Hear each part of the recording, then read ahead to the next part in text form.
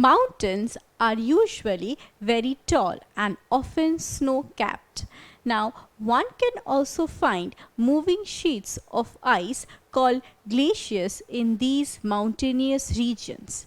Now, let me tell you that these ice caps and glaciers are sources of various perennial rivers. Let me explain you how.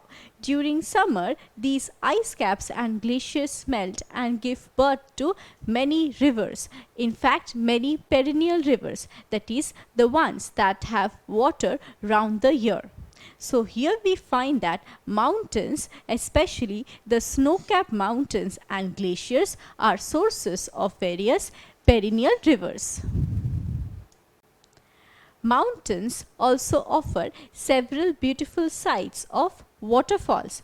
Now, dams are usually constructed in these regions to obstruct the flow of a river and make a reservoir. Now, at times, the water is released from the reservoir and is used to rotate a turbine, and this is how hydroelectricity is produced with the help of dams. Now, can you name the largest dam in India? Well, Bhakra Nangal Dam is the largest dam in India. This dam, as we can see here, is built across river Satluj and in the mountainous regions of Himalayas.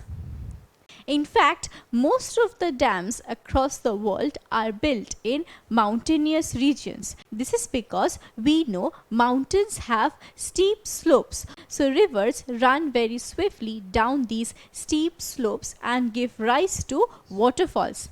And dams are constructed across such swift flowing rivers in order to harness hydroelectric power. Thus here we find that mountains provide us with a good source of renewable energy, that is hydroelectric power. Now before we proceed with our lesson, let us check if we can answer this. Dams are constructed in mountainous regions to harness wind energy, solar energy, thermal energy or hydroelectric power. Well, the correct answer is hydroelectric power. Dams are constructed in mountainous regions across various swift flowing rivers in order to harness hydroelectric power. So the correct option is hydroelectric power. Well, besides providing us with perennial rivers and hydroelectricity, mountains are also rich in forest wealth. This is to say that a wide variety of trees grow along the slopes of mountains, for instance, softwood trees, hardwood trees, etc. Now, timber and fieldwood are extracted from these forests that grow along the slopes of mountains. Also, gum and resins are extracted from mountainous forest.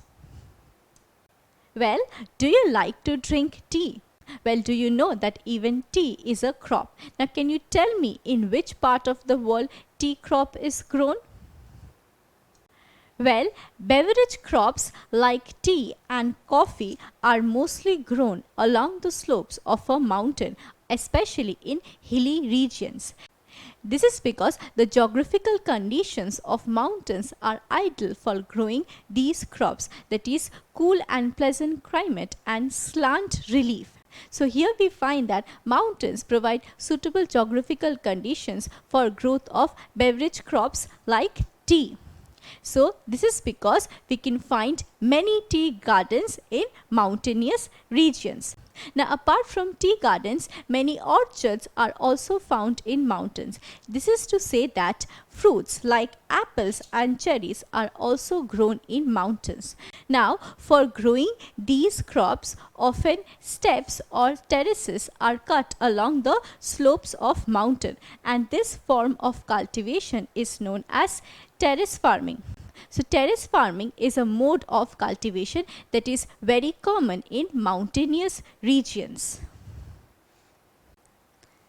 Now, most of the ideal tourist destinations of the world are located in the mountains. So mountains are ideal for tourism.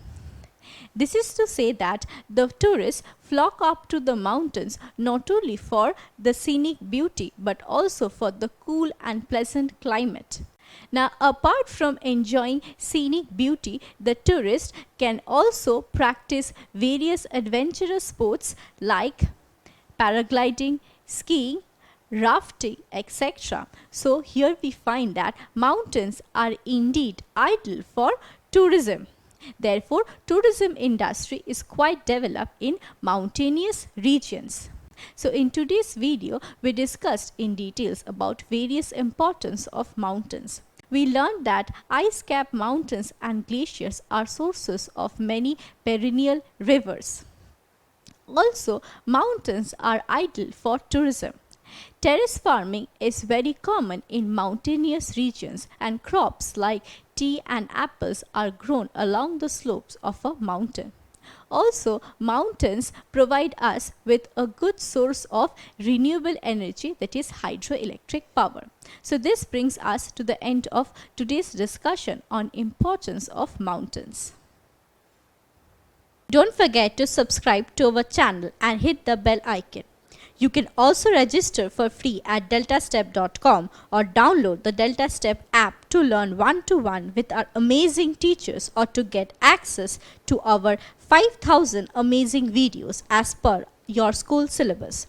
Master each topic with our adaptive practice technology. Get million-plus questions with step-by-step solutions and unlimited mock tests. Get all your doubts resolved instantly. Learn via games and win amazing prizes like PlayStations and iPads.